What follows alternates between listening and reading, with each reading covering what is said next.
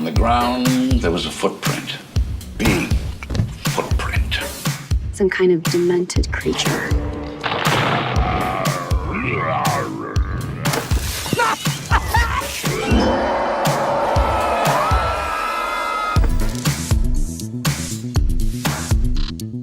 With thermal imagers, we can see into the tree line and see if there's any Bigfoots hiding in the shadows behind the brush. He was standing right there.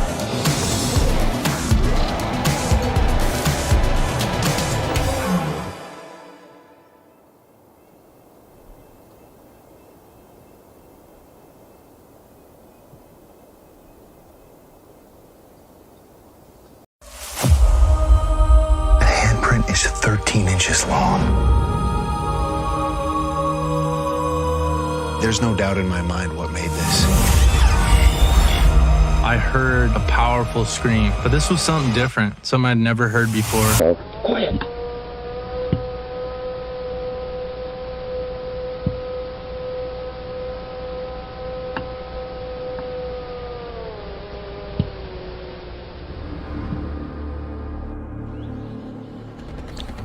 My name is Mike Woolley. I'm from Keachai, Louisiana. I had an encounter back in December of 1981 with a Bigfoot while deer hunting. It was a beautiful December day, perfect weather for a hunt. Temperature was about 30 degrees. I got to my deer stand that evening, about 3 o'clock, got on it, and I was sitting there, and I was facing to the north. And my deer stand was located about 1.5 miles down an old logging road and off the main highway, secondary highway. And what I would do, I would park my truck halfway down the logging road, and I would walk in the rest of the way because I didn't want to drive my truck down and spook the deer.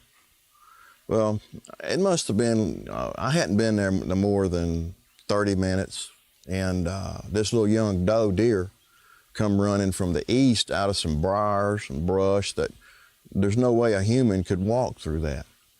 But she come up to my deer stand, and what was so amusing, come up to my deer stand and laid down, up and actually touching the deer stand. She was wringing wet with sweat. She had been run, something had been running her. And first thing hit my mind, it was a big buck. And I said, I'm gonna kill me a big buck. So when I raised my head back up, I was turning my head, and out of my peripheral vision, I seen something hop to a tree. And it was tall, about 7, 8 foot tall, and it was black, real hairy, like a gorilla. And I knew it wasn't a gorilla because there was no circus in town, and I knew it hadn't escaped, and I knew we didn't have no gorillas running loose. So the first thing hit my mind, it was somebody dressed up in a suit trying to scare me off my good deer hunting spot. Well, immediately I go to talking to this thing, telling it, you know, take the head off, get out of here, you know, don't come back, you know, this ain't no joke, I don't find it funny, you know, just leave. Well, this thing was just eyeballing me, you know, looking at me and really giving me some sinister looks. And I knew right then, I said, you know, something ain't right. Well, this went on for a few minutes, and he must have been about 20 yards from me, 15, 20 yards. So I take my rifle, I've got a high-powered rifle with a high-powered scope on the rifle, and I look through the scope at the creature. And I knew that after looking at it, I was in a situation because it was cold, you know, the moisture was coming out of its mouth, its nostrils. It looked really, really human. The face was human. The eyelashes, I could see the eyelashes, you know, the eyes. The teeth were big teeth, flat teeth like our teeth. So anyway, I'm sitting there and I'm looking at it, and it's really PO'd at me. And it lets out a roar like a lion. Well, about 100 yards to the northeast, there's this really, really loud whistle comes back, you know, a signal to the growl. Well, this creature looks over that way and whistles back in the same tone of whistle, and then turns and looks at me. Well, I'm kind of like, hey, what's going on here? Something's up. I'm in trouble, big trouble. Well, all of a sudden I hear movement coming from that direction, and I knew whatever he signaled was coming to meet up with him. And I knew that I was probably going to be the one going to be on the losing end of the stick, Well, I thought it was a feral human because I'd heard about them, done some reading about them. But so far as a Bigfoot, I thought that was something that existed out in California. I just thought that was something somebody made up to make money off of. Well, I jumped down off my stand, and I'm running to the west to get to my truck. And I look over my left shoulder, and this creature is running through the woods, and it is just moving brush. It's running through the brush, and it's bulldozing the brush down. And I knew, man, this thing is gonna get me. It is mad. It is PO'd. It's gonna get me. Well, I'm coming up on my truck, and I'm thinking, well, I gotta stop to unlock my truck. And when I get ready to unlock the truck, he's gonna make his move. He's gonna have me. Well, something crossed my mind to fire a warning shot.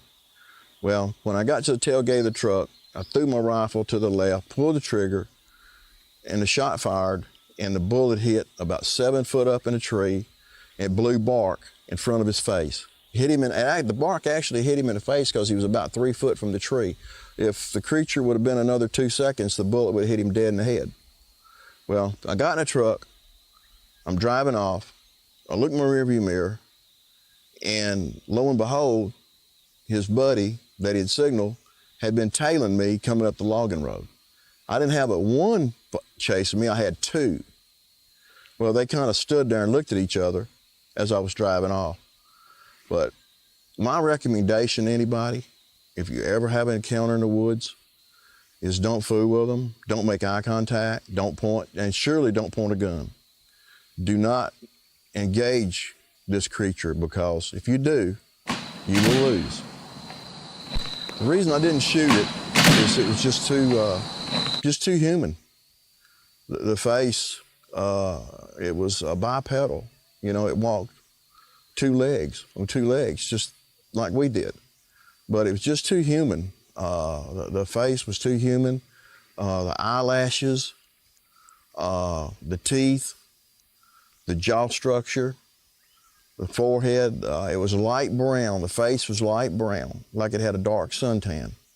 But I couldn't pull the trigger because something told me this ain't right. It's not the right thing to do. The Patterson-Gimlin film, shot on October 20th, 1967, by Roger Patterson and Bob Gimlin, is a renowned piece of Bigfoot evidence. Filmed in Bluff Creek, Northern California, it shows a large, hairy, bipedal creature walking away from the camera and occasionally looking back. Patterson, a Bigfoot enthusiast, and Gimlin embarked on a horseback expedition with a 16mm Kodak camera. Their footage quickly sparked debate. Supporters point to the creature's realistic movements and anatomical features, while skeptics argue it could be a man in a suit. Despite extensive analysis over the years, the film's authenticity remains unresolved. Roger Patterson died in 1972, steadfastly maintaining the film's authenticity.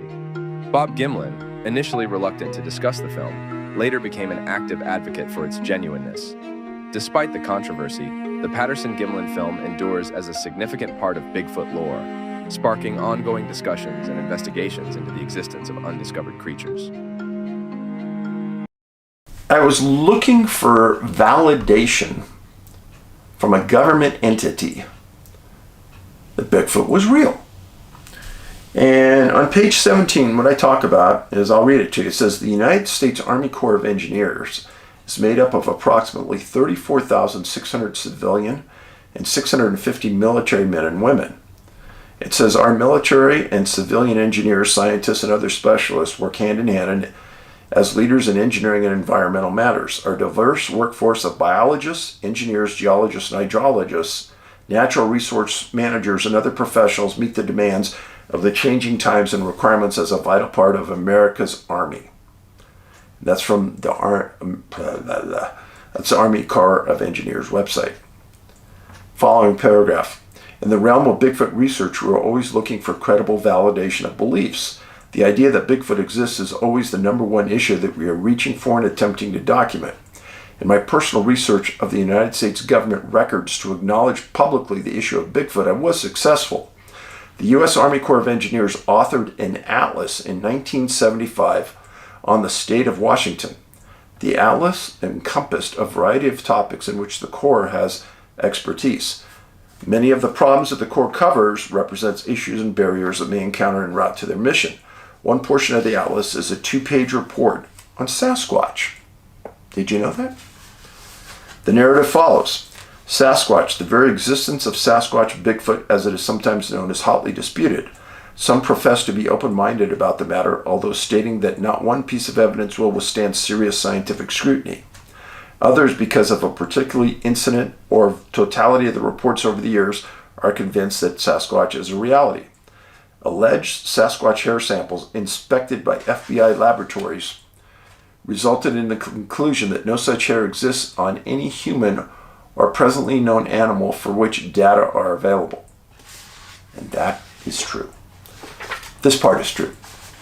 That Sasquatch hair is unique. That part is 100% true. Information from alleged sightings, tracks, and other experiences conjures up that picture of an ape-like creature standing between 8 and 12 feet tall, weighing in excess of 1,000 pounds and taking strides up to 6 feet. Now remember, this is a government document. Plaster casts have been made of tracks showing a large squarish foot, not rectangular foot, but it says squarish in the documents, 14 to 24 inches long, 5 to 10 inches in breadth. Reported to feed on vegetation and some meat, the Sasquatch is covered with long hair except the face and hands. Thank you. And has a distinctly human-like form. Sasquatch is very agile and powerful with the endurance to cover a vast range in search of food, shelter, and other of its kind. It is apparently able to see at night and is extremely shy, leaving minimal evidence of its presence. Tracks are presently the best evidence of the existence. A short film of an alleged female Sasquatch was shot in Northern California, which, although scoffed at, shows no signs of fabrication. It's a Patterson-Gimlin film. The Pacific Northwest is generally considered to be the hotbed of Sasquatch activity, with Washington leading in numbers of reports and tracks or sightings since '68. However, reports of Sasquatch-like creatures are known from as far as the Pamir Mountains in USSR and South America. If Sasquatch is purely legendary, the legend is likely to be a long time dying. On the other hand, if Sasquatch does exist, then with the Sasquatch hunts being mounted and the increasing human population, it seems likely that some hard evidence may soon be at hand. Legendary or actual, Sasquatch excites the great popular interest of Washington, 1975, Army Corps of Engineers, Washington Atlas. What if I told you there was solid, verifiable DNA evidence for Bigfoot's existence, but it's been largely ignored by mainstream science? The idea of Bigfoot has been debated for centuries. Thousands of sightings, tracks, video clips, and anecdotes have led to speculation about whether this creature exists or is simply myth. But what if there really is solid scientific evidence of its existence? In 2013, Dr. Melba S. Ketchum, a veterinarian and forensic scientist, claimed to have discovered DNA evidence proving the existence of Bigfoot. The study suggested that Bigfoot was a novel hominin species, part human and part something entirely unknown. Despite the groundbreaking implications, Dr. Ketchum's research was widely dismissed by the scientific community and ridiculed in the media. The question is why? In this video, we'll break down the Ketchum study in its entirety, examine criticisms of her work, and present evidence supporting its legitimacy. Most importantly, we'll explore why mainstream science may be reluctant to acknowledge such a discovery. Section 1. Overview of the study. Dr. Melba Ketchum led a team of scientists, geneticists, and field researchers to analyze 111 biological samples attributed to Bigfoot. These included hair, blood, skin, saliva, and tissue. Samples were collected from multiple locations across North America, and many were provided by witnesses with extensive knowledge of wildlife, such as hunters, trackers, and indigenous communities. Methods used in the study. Sample authentication.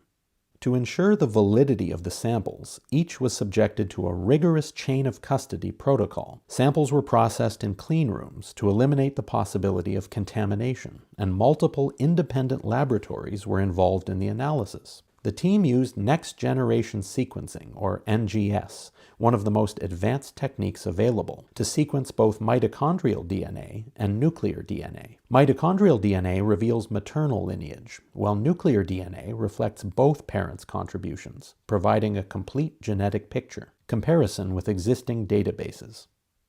DNA results were compared to databases of known human, primate, and animal genomes to determine the sample's origin. The study produced two extraordinary findings. The mitochondrial DNA was 100% identical to modern Homo sapiens, indicating that Sasquatch's maternal lineage came from human females. The nuclear DNA was unlike anything previously sequenced. It contained novel genetic markers that did not match any known species, human or otherwise. Dr. Ketchum summarized these findings, stating, quote, "Our data conclusively prove that Sasquatch exists as an extant hominin and is a direct hybrid of modern humans and an unknown primate species." End quote. The study hypothesized that Sasquatch is a hybrid species resulting from the interbreeding of modern human females with an unknown hominin species roughly 15,000 years ago. Section 2. Criticisms and counterarguments. While the study was groundbreaking, it was also highly controversial. Critics raised four primary objections: the publication process, contamination concerns, lack of independent verification, and the extraordinary nature of the claims. Let's address each in detail. Criticism 1. The publication process. Critics pointed out that the study was published in De Novo Journal of Science, a journal established by Dr. Ketchum herself. This led many to question the legitimacy of the peer review process. Benjamin Radford, a prominent skeptic, argued, quote, "This is not how credible science operates. Publishing in your own journal undermines any claim to objectivity." End quote. Dr. Ketchum explained that the study was initially submitted to mainstream scientific journals, but the subject matter resulted in outright rejections before the work was even reviewed. She stated, quote, "The bias against anything related to Bigfoot was overwhelming. Journals wouldn't even read our study, let alone review it." End quote. Creating De Novo was a last resort to ensure the findings could be shared with the public. She emphasized that the study underwent thorough peer review by qualified geneticists and forensic scientists before publication. Dr. Jeffrey Meldrum, a respected anatomist and anthropologist, commented, quote, "The genetic data presented in Ketchum's study demands further investigation. It cannot be dismissed outright simply because of the unconventional publication method." End quote. Dr. Haskell Hart, a scientist with expertise in genetics, acknowledged, quote, "While the journal's origins raise questions, the mitochondrial DNA results in the study appear to be scientifically valid." End quote. Criticism 2. DNA contamination. Some critics claimed that the human mitochondrial DNA in the samples could result from contamination by human handlers. The argument was that improper handling skewed the results, leading to false conclusions. An article in Ars Technica stated, quote, "Given the challenges of preserving environmental DNA, contamination by human DNA is a far more plausible explanation than hybridization." End quote. Dr. Ketchum addressed these concerns directly, explaining the precautions taken to avoid contamination. Quote, "Every sample was processed in sterile conditions, and all laboratory work was done under strict forensic protocols. Contamination was simply not a factor." End quote. Dr. Igor Burtsev, a Russian hominologist, supported this, stating, quote, "The protocols described in the study demonstrate a high level of care consistent with forensic DNA analysis standards. The results deserve serious consideration, not dismissal based on speculative contamination claims." End quote. Additionally, the presence of unique nuclear DNA, completely distinct from any known species, cannot be explained by contamination. Dr. Ketchum noted, quote, "Contamination would produce familiar DNA profiles. What we found were sequences that do not match any known organism." End quote. Criticism 3. Lack of independent verification. Skeptics argued that no independent scientists replicated Dr. Ketchum's results, which is a cornerstone of scientific validation. Prominent anthropologist Dr. Todd Disotell stated, quote, "Extraordinary claims require extraordinary evidence. Without replication, this study cannot be taken seriously." End quote. The stigma surrounding Bigfoot research has discouraged independent verification. However, several independent laboratories involved in the study corroborated the findings of the anomalous DNA sequences. For instance, the North Louisiana Criminalistics Laboratory, Integrated Forensic Laboratories, and the Southwestern Institute of Forensic Sciences each conducted blind analyses of the samples, unaware of their purported origin, and reported unusual DNA sequences that did not match any known species. Dr. Irena Scott, a scientist with experience in genetics, stated, quote, "The level of sequencing and the attention to proper chain of custody protocols in the study were remarkable. The reported anomalies in the nuclear DNA cannot simply be dismissed as contamination or error." End quote. Dr. Igor Burtsev, who we already mentioned and who also happens to be the director of the International Center of Hominology, further defended the study, emphasizing the difficulty of gaining broader scientific involvement due to bias. Quote, "The lack of replication is not a reflection of the study's quality, but of the unwillingness of mainstream science to engage with the topic seriously." End quote. Dr. Ketchum openly invited other scientists to analyze her data, stating, quote, "The raw sequences are available for anyone to verify. We encourage other researchers to investigate further." End quote. These statements underscore that the study's findings were not isolated to a single laboratory, but were observed across multiple independent analyses, reinforcing the credibility of the results despite the lack of widespread replication. Criticism 4.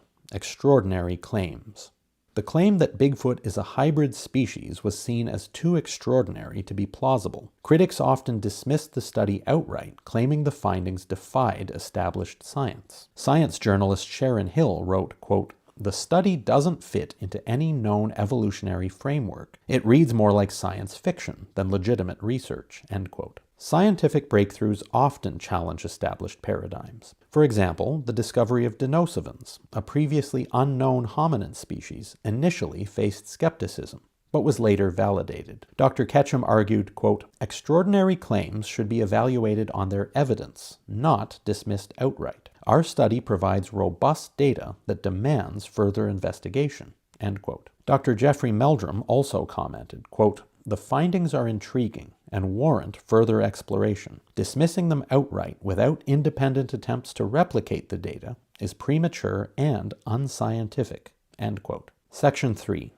The Smea sample. One of the most controversial pieces of evidence in the study was the Sierra Kills sample, provided by Justin Smea, a hunter who claimed to have shot 2 Bigfoot creatures in 2010. Smea described the encounter, quote, "It was late afternoon, and we saw this creature standing upright in the distance.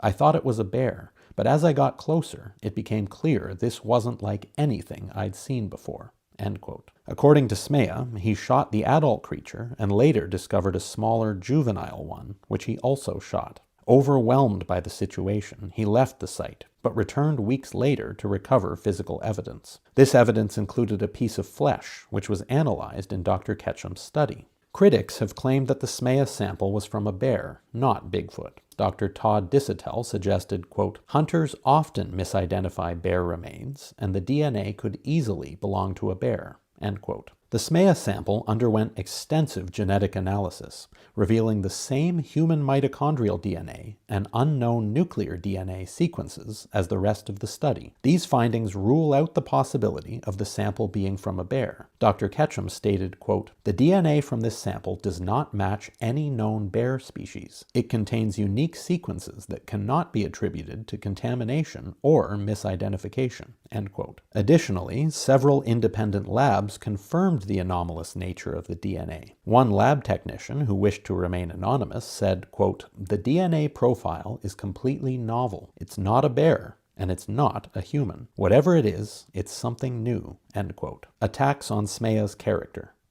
Justin Smea has faced intense scrutiny, with critics questioning his credibility and motives. Some skeptics have accused him of fabricating the entire story for attention or financial gain. Smea responded to these accusations, quote, "I have nothing to gain from lying about this. I've taken polygraph tests, and I've told the same story from day one. I saw what I saw." End quote. Smea's hunting companion, known as the driver, corroborated key details of the encounter. adding further weight to Smea's account. Section 4. Why was the study rejected? Despite presenting compelling evidence, the Ketchum study faced widespread dismissal. Several plausible reasons include institutional bias. Bigfoot research has long been stigmatized as pseudoscience. Scientists risk damaging their reputations by associating with the topic. Anthropologist Grover Krantz, who supported Bigfoot research, experienced professional ridicule. His niece, Laura Krantz, noted, quote, "I think a lot of his colleagues kind of rolled their eyes at him, and he was the butt of jokes," end quote. Paradigm shift resistance. Accepting Bigfoot's existence would challenge established views on human evolution and anthropology. Many scientists are reluctant to embrace such shifts without overwhelming evidence. Biologist John Bindernagel advocated for scientific examination of Sasquatch evidence, stating, quote, "We don't consider ourselves believers. We are people who follow evidence," end quote. Potential cover-up. Some theorists suggest efforts to suppress evidence of Bigfoot's existence, possibly to protect industries or avoid public panic. While speculative, such suppression is not unprecedented. David Paulides, a former police officer, has investigated numerous cases of unexplained disappearances in national parks and suggests that there may be a deliberate effort to withhold information. He stated, quote, "In all my years in law enforcement, I came across enough evidence to know Bigfoot was real, yet I was told directly by superiors to leave it alone. Keep it quiet. These are things the public isn't supposed to know," end quote. Bill Lunsford, a retired park ranger, stated in an interview, quote, "Many of us had sightings or found tracks, but the official stance was silence. I got the message, like everyone else. Bigfoot sightings aren't to be shared," end quote. These factors certainly contribute to the scientific community's reluctance to engage with Bigfoot research, leading to the dismissal of studies like Dr. Ketchum's. Conclusion. The Ketchum Bigfoot DNA study represents one of the most compelling pieces of evidence supporting the existence of Sasquatch. Despite facing significant criticism, the study adhered to rigorous scientific standards and produced data that defies conventional explanation. The presence of human mitochondrial DNA and novel nuclear DNA points to the existence of a hybrid species, one that mainstream science seems unwilling to acknowledge. It's time to move beyond the stigma and examine the evidence with an open mind. If we're serious about the pursuit of truth, we must follow the data wherever it leads. But the Russians have a hominology view on the topic rather than a cryptozoology view. Cryptozoology meaning animal, hominology meaning human-based. And they've always felt this way. And they talk about crossbreeding with Almasty, wild man, back in the 1800s. And when I spent time with Igor that weekend, he was very upset at the researchers in the US, specifically the academics, about why they couldn't understand and follow the facts, according to him. Now, Igor worked with another researcher named Dmitry Bionov. Dmitry wrote this book right here,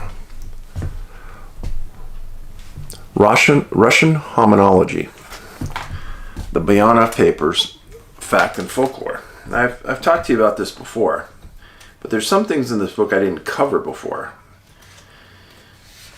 I want to read this to you about what Bionov said. Anthropologists are still aware of the remarkable historical fact that the central and pretentious term of anthropology, Homo sapiens, appeared in science just in contrast to Homo troglobites, the cavemen, whose existence was known to naturalists of antiquity in the Middle Ages.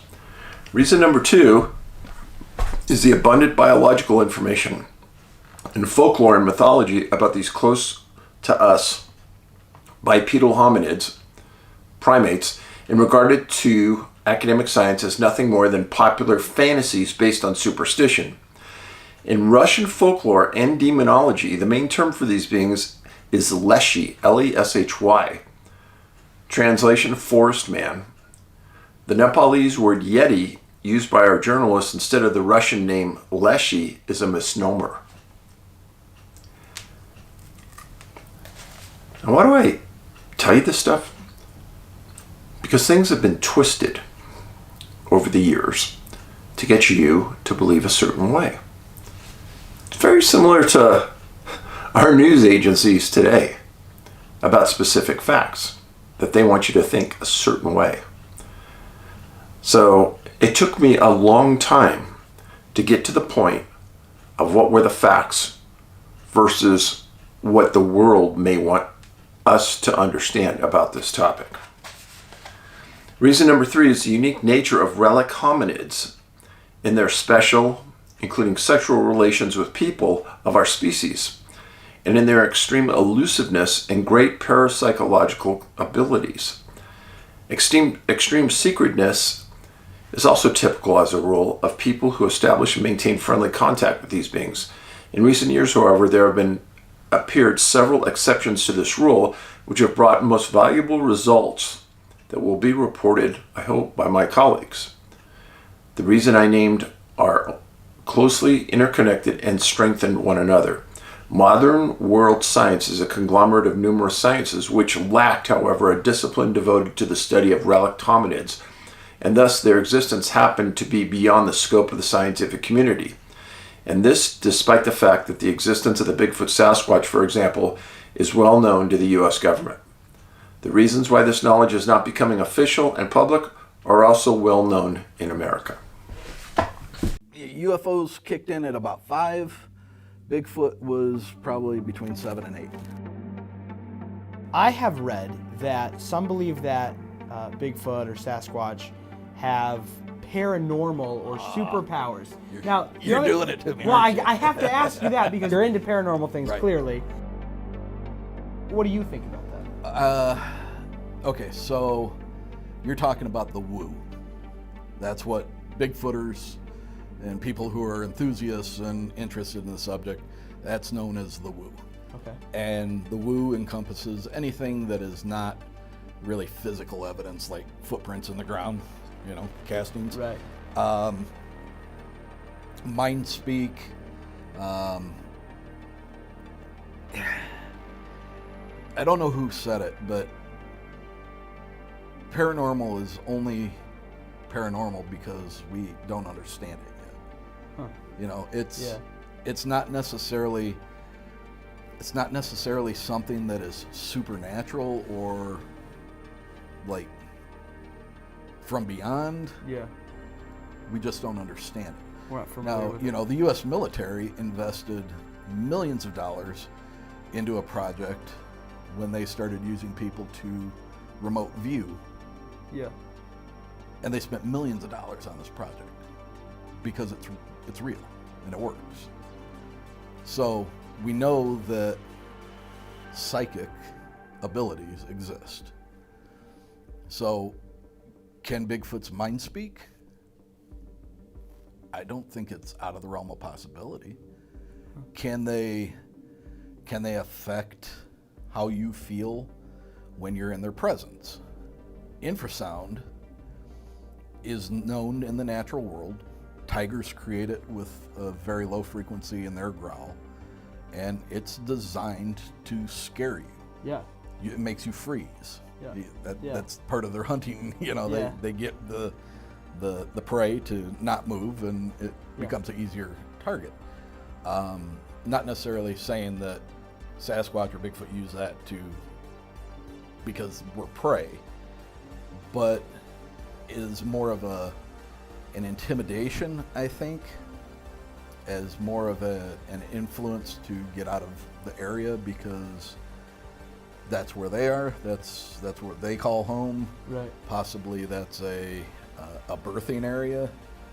They have young ones there. I mean, who knows? But yeah, I think there is something to the woo. And like you get the academics like Jeff Meldrum, and who's extremely well respected and has done a phenomenal job with the footcasts and stuff like that. And even Cliff Barackman from Finding Bigfoot, they rest on this wall of science. They lean against it pretty heavily because it's easy to back yourself up when you have proven science standing behind you. Mm-hmm. With the woo aspects of it, we can't really measure that. Mm-hmm. We, telepathy, mental telepathy doesn't leave a footprint Right. in the Right. ground. Something physical does. So how do you measure that? And I don't think you can. So I think that's why they stay away from discussing that kind of stuff. And you can't even really, I've had personal conversations with both, and you really can't even like get them off the record to talk about it because they don't have a basis to stand behind it. My name's Tara, and I am a mother. And when I realized that I could communicate with the dead, I started doing psychic work and helping other people communicate with loved ones, and also crossing spirits over. And then this last year, I saw a Bigfoot. And when I saw him, the first time I saw him with my eyes, and then I've seen him in my head a few times. And I can communicate with him quite regularly up here. Saw them a couple more times, and I can see him in my head, and I saw him and his family, a little one and a medium one and a adult female. And they come to this area. The other side told us they come to this area from their dimension because they like it here. And then they showed me what their dimension looks like, and it's very similar to ours, but they have some differences. The trees are different. There's also a stone that he actually gave me, and there's this stone that they have there in big pillars, and it's like a crystal-looking stone, and that they use that somehow for energy in their dimension. And so we've seen, he actually left a piece of that for me, and in the shape of his foot, actually, which is kind of cool. And I had brought my daughters up one time, and she didn't know anything about it. We hadn't talked about them with her, and she saw them too. And she gave the exact description. The little kid, the medium one, and the female and the male. And she saw them up in the trees behind where we had seen them. When we first saw Bigfoot, the other side told us they prefer to be called Aeolin. And it's the name that they prefer to be called, and also where they come from. It's the same name. And they actually don't like to be called Bigfoot. It's like a derogatory term to them. So we just call them Aeolin, which is Aylonyn, and they spelled it for us. They do not speak to us in English. The way that I communicate with them is telepathic. And I have heard them make noises, and he's the male that we've seen. He's actually said my name in his language, which is a grunting sound, and I couldn't recreate it. But they don't speak in English. The other side has to translate what they're saying. Otherwise, he'll telepathically give me symbols, or he'll show me facial expressions, or he'll show me something that will let me know what he's talking about. But for words, the other side has to translate that. One of the first things that he showed me was that when the Native Americans lived on this land, and they lived directly on the land that we do our work on, and he showed me a Native American sitting on the ground, crisscross, and him or others like him sitting with the Native Americans. And the way that he showed me that they communicated was they would stick their hands on top of the Native Americans' hands, and they were able to transfer energy that way and communicate that way. And they lived with them, and they interacted with them on a regular basis. And it was very prevalent up in this area. They actually showed me the areas in which they would be with the Native Americans up here. And it was easy for them to communicate because the Native Americans, they said, were so open to the spiritual world and other dimensions, and they were able to receive the messages very easily like I received them. It was the same type of way. One of the reasons Aeolin has told me that they come here, and this family in particular, is for food. The food here, I don't know if it's better or it's more plentiful here than on their dimension, but when they did show me their dimension, I didn't see any food there.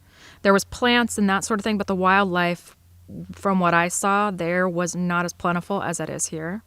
They also like it here. They just simply like being here. So it's very easy for them to get here, and they like it here. They like to be here.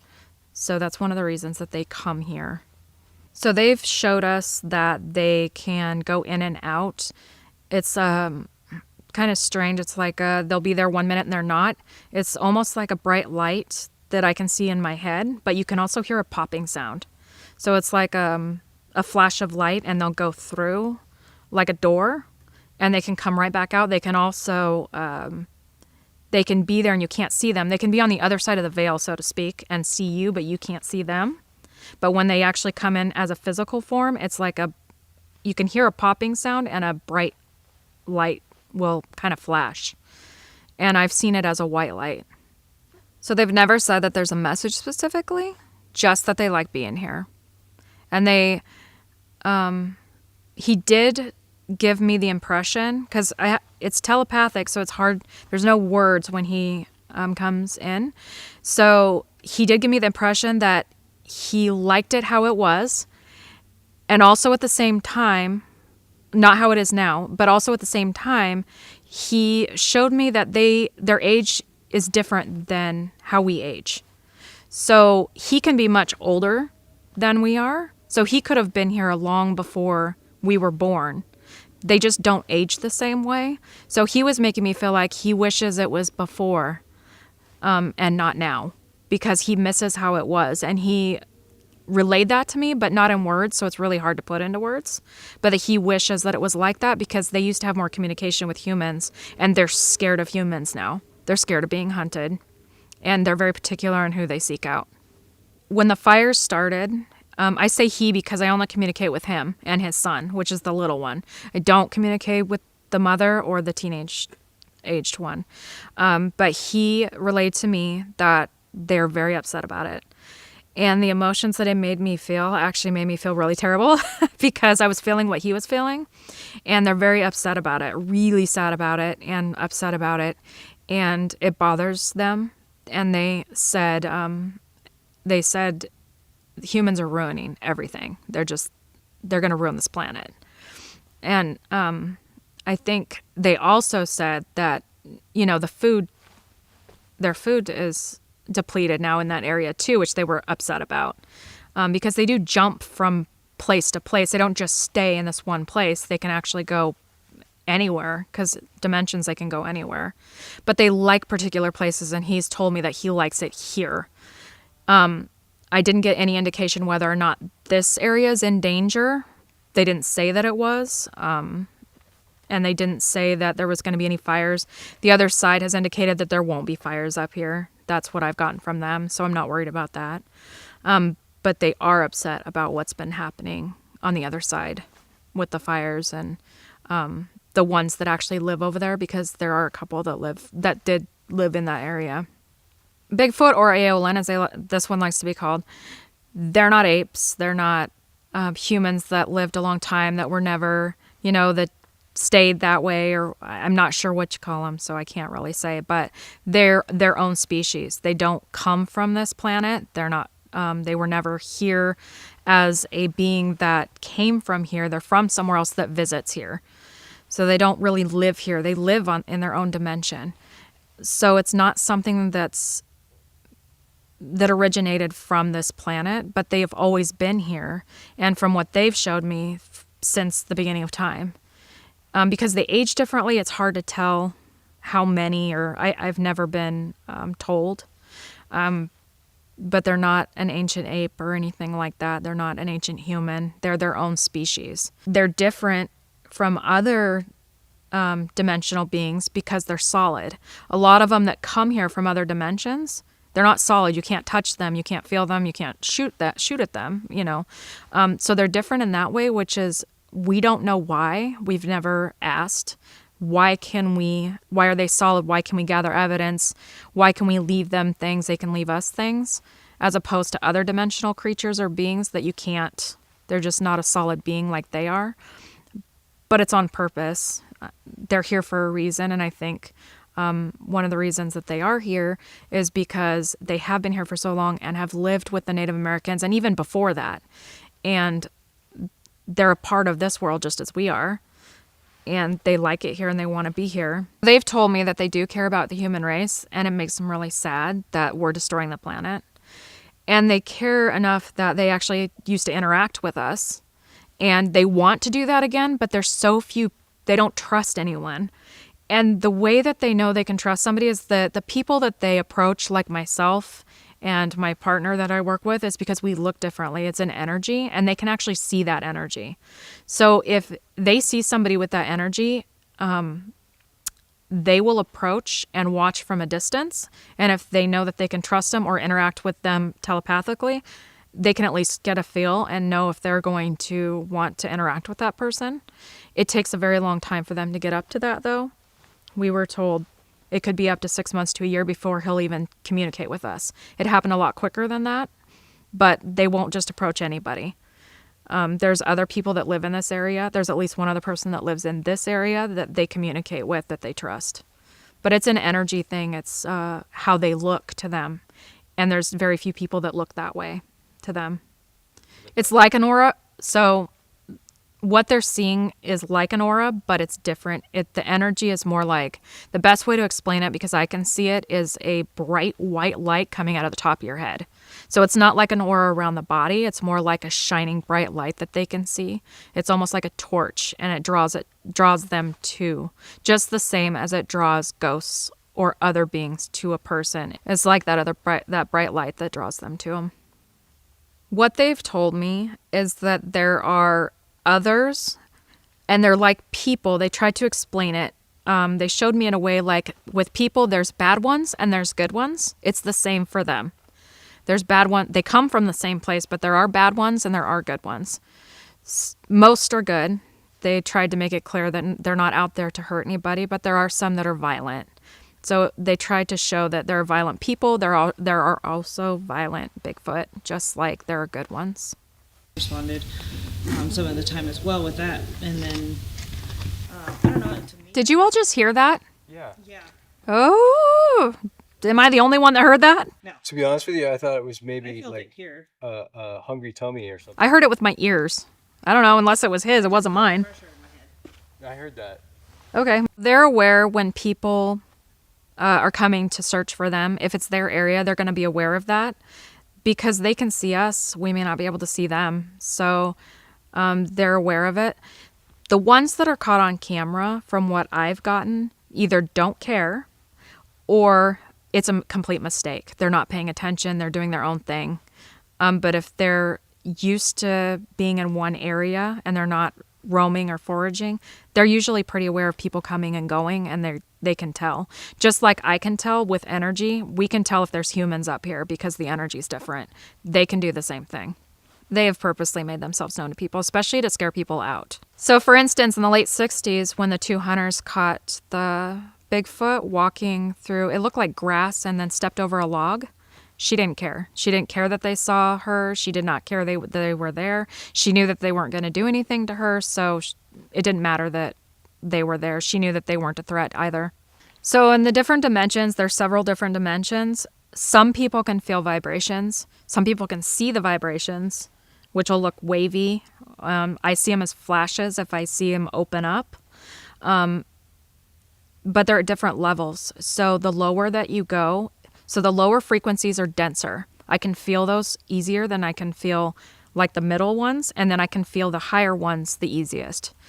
They're a lighter, it's really hard to put into words. But not everybody can feel them or see them. If you're sensitive, you can usually feel or see that, or one or the other, sometimes both. They're afraid to be more known because there's so many people out to get them. And there are more people than you know. I was just told that. So there are more people that are out to get them. And not for honorable reasons like you. They're out there to get a trophy to prove that they exist, and what they want is a dead body. They're not going to come if that's the case, and that's what's going on. It's something, okay, I just got this, so I have to tell you. It's something about where those islands sit on the earth. And I don't know enough about this to tell you why, but it's something about where they're at. They actually don't have a problem with hardly any creatures. They won't go there. There's something about where it sits. I really wish I knew more about geography and like lines and whatever, but there's something about that is why they don't go to that area. Because I'm seeing other places that they don't go. There's other islands and other places they don't go. So what I've been told is that they come from the same place, but they're different. So they tried to show me, like, they showed me, because I asked, they showed me like people standing in a row, African American, Asian, Native American. They showed me all the different people and said it's like this, but it's us. But they all come from the same place. I did ask that because I wondered after meeting them, why are some bad? Why are some good? Why do some look differently? Because I've seen them look differently in my head. And that's what they showed me to try to explain why it's different, but they come from the same place. Okay. I haven't seen them run on Earth because they've never needed to from what I've experienced myself. So I've only ever seen them pop in and out, and they're never running. So I couldn't really answer how they run because I've never seen that happen. Oh, the little ones. Yeah, I did see the little one, but I didn't see, he was going in and out. So when he was down in the ravine and he was running, he was going in and out of dimensions. He was popping in and out, going really fast. So it wasn't like he was running, but he was like, it's almost like, I would say floating, but not. But super fast, he would pop in and then pop out further up. So I couldn't tell you like what his body looked like because I didn't see it. Like visually, I saw him in my head going in, running and going in and out. I can't explain that on a physical level because it was like he'd pop in and out. And so there'd be a big space where he was, I didn't see him. It was like jumping. So it's hard. Yeah, it's hard to explain. I can't really explain what they looked like, their legs looked like or anything like that. So with the symbols and the braiding and the sticks, they put them in different places. They lean them up against each other. They make different symbols. The only thing that I've been told is that that's their language. That's how they communicate, and they're trying to communicate with us on a physical level. So if somebody can't hear them or telepathically communicate with them, they leave symbols or different kinds of things around. And also they gift things. So if they braid things and that, they'll leave them as gifts. So the lesson to take from Aeolin or Bigfoot is that they're here because they want to be here. And they're here and they will communicate with people if you have the right intentions. And they know it if you do or you don't. But if people are out there trying to hunt them, and they're going to be out there destroying the forest and causing problems, you're going to see less and less of them. They're not going to come around. How can they hide if they keep showing up everywhere? Some solve this problem by suggesting that Bigfoot may use portals to travel between different locations or realms. While this theory is highly speculative, it remains a popular topic among those who believe in both Bigfoot and paranormal activity. There are three main theories that attempt to explain how Bigfoot travels: portals, interdimensional travel, and other theories such as teleportation or time travel. One theory claims that Bigfoot can open portals to other dimensions or parallel worlds by using its psychic powers. According to this story, Bigfoot is able to travel through these portals at will and can even bring humans with it on these journeys. Another theory suggests that Bigfoot is able to use portals to travel through time. According to this legend, Bigfoot can open portals to the past or future and can visit different eras and civilizations. The possibility of time travel is one that has been debated for centuries, with some dismissing it as an impossibility and others believing it to be a real phenomenon. Proponents of the idea point to various sources, such as ancient mythology or quantum physics, in order to explain how time travel could be achieved. Whether this is actually true remains open to debate. However, some believe that Sasquatch's mysterious nature makes him a prime candidate for traversing the boundaries of our normal perception of time. Some theories claim that Bigfoot is able to create temporary portals or wormholes by using its advanced technology or magical abilities. These portals allow Bigfoot to travel great distances instantly and to evade detection. All of these theories explain why Bigfoot is never caught and hunters and scientists always come up short. Bigfoot simply vanishes when cornered. Proponents of the portal theory point to reports of UFOs and other unexplained phenomena associated with Bigfoot sightings as evidence that portals may be involved in its movements. It is speculated that if paranormal Bigfoot is indeed using portals to traverse different dimensions, this could have profound implications for our understanding of the paranormal. But, you know, just that, one of the things that's interesting about the Bigfoot thing is that for whatever reason, Native American tribes don't have a bunch of fake animals. They don't have a bunch of, you know, they don't have dragons and werewolves and shit. But they do have Bigfoot. In not just one tribe, but many, many, many tribes has a story of this sort of man that lives in the woods. And I do think that if it is real, which is a big if, I do think it's being suppressed.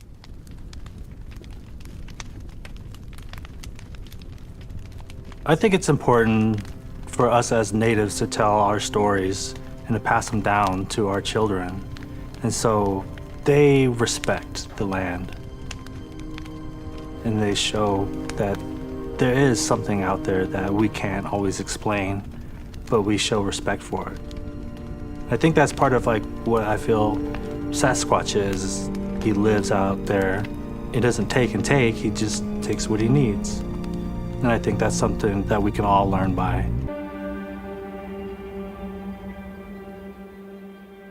It's interesting to see all of these searching for Bigfoot films, documentaries, docuseries, where they're literally out there looking to find Bigfoot, capture him, kill him. I don't really know what they're expecting to do. They'll never find him because Bigfoot is spirit.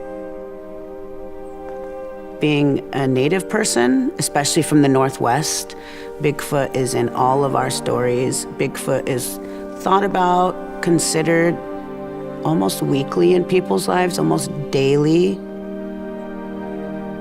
Bigfoot has always been a part of our lives since the time that I can remember growing up and hearing stories. All of these stories are passed down through oral histories. Every time I've heard of somebody looking for Bigfoot, well, it's mostly white men, they never find Bigfoot. But what they do find out is a lot about themselves. That's true. Up here in our mountains is where all these stories come from. These are where the huckleberries grow. This is where we pick the petitchouet. And this is where they talked about sharing berry bushes with whole families of Itztiaha. Itztiaha is how you would say Bigfoot. Right now is mushroom hunting season. This would be an area that Itztiaha would be sharing with our people because Itztiaha is a gatherer.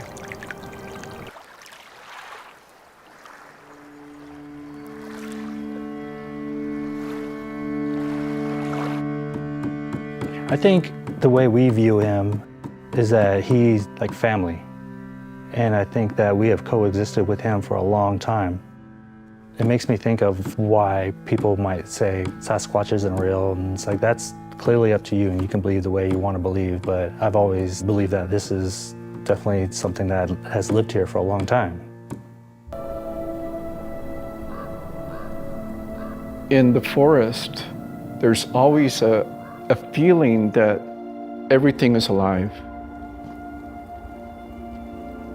And at times, it can feel as if another thought enters your mind, and that thought is simply some element of the life force around us. And soon thereafter, you begin to sense and feel that there is another presence here. You look at the larger mainstream, really it comes down to an issue of whether or not you believe in Sasquatch. For Native people, that's not the issue. Our oral traditions and our oral history are actually a kind of knowledge system. Our people will continue to have these kinds of experiences, as profound as they are. And that experience just tells us that we are still a part of this greater mystery. in that it helps us to understand at a deeper level the reality of this world that we're in. My elders always said, have one heart and one mind when you go out, because someday something is going to communicate to you when you think and believe in that way.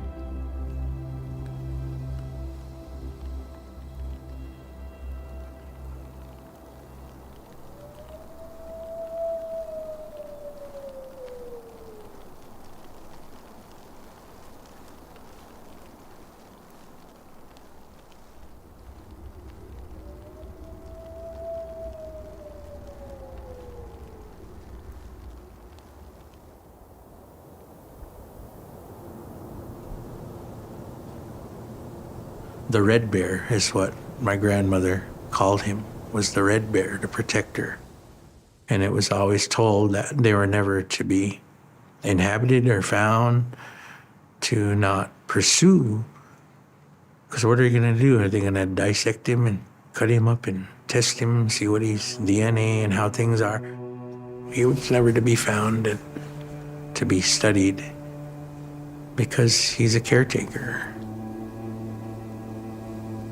When we inhabited all of our lands before we got put on the reservation, he was present everywhere.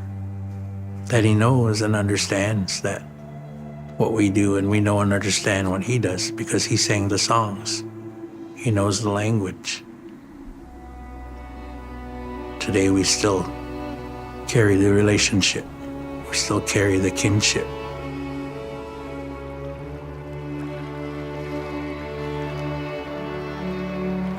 And I believe he takes care of the songs for the medicine dance. That's what was shared from our ancestors who are no longer with us, that used to sing the songs. As I come today to provide an offering to those that we speak of, to our relatives out there, that we're always thankful for the gifts that we have and that are given to us, that I provide to my ancestors, my spirits, this beautiful day.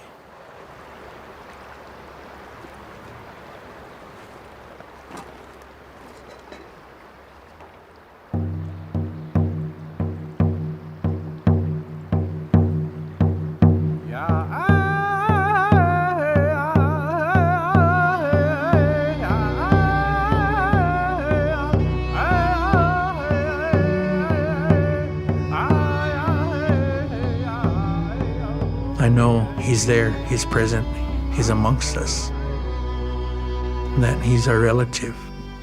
And one day, one of us will be able to carry the songs, or maybe our children will bring those songs back to bring strength to our people.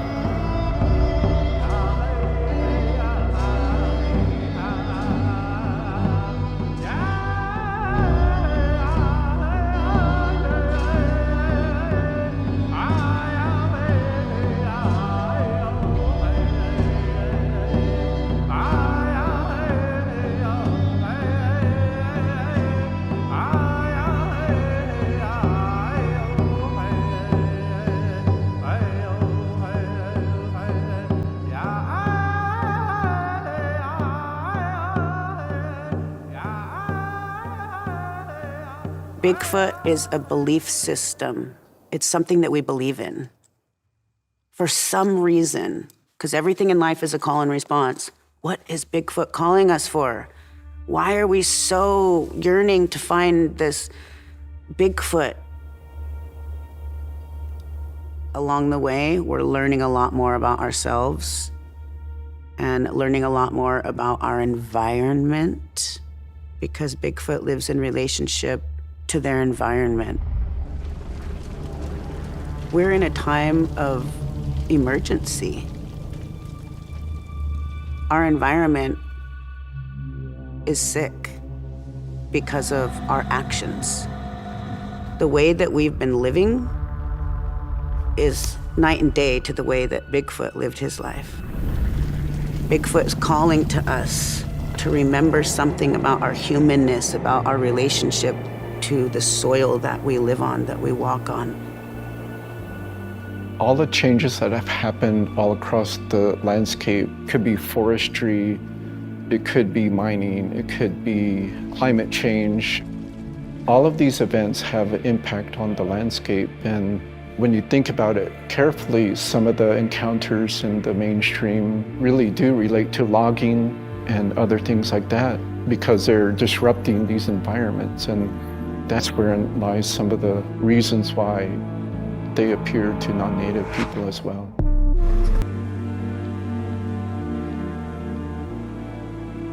Tumanwit's Law is our origin story and the first law that tribal people live by. Every tribe has a different name for it. It means that everything that we do has a ripple effect, and that our actions, our reactions to others, and even our thoughts will ripple into the future to affect the 7th generation and beyond. We are the 7th generation. Bigfoot teaches us to take care of the land, to walk lightly, to leave no trace, to be one with the soil, one with the trees, one with the earth. Because in every rock and in every tree and in every piece of soil is also us. Because we are the land. There were laws when they were given to us under Anchi Tumanwit, the big law. That's not written on paper. When we take, we have to give back to the rivers, we have to give back to the land, and also give back to those that caretake of our natural resources, and as well our foods.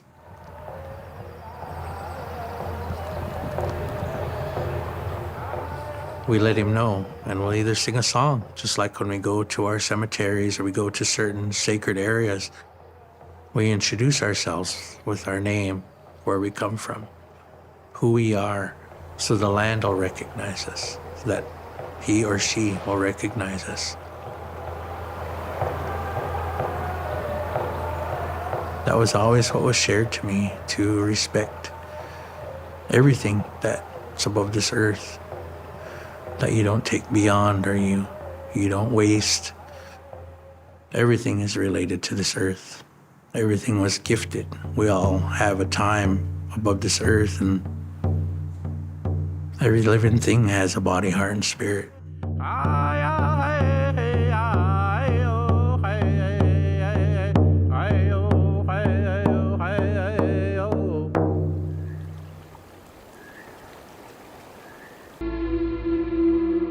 Like, how closely related are we to Bigfoot? How much of Bigfoot is actually in our DNA? And have we really been looking for Bigfoot, or just searching for clues to learn more about ourselves? Because Bigfoot is also in us. It's our relative. I'm positive that Bigfoot is more closely related to us than we even realize.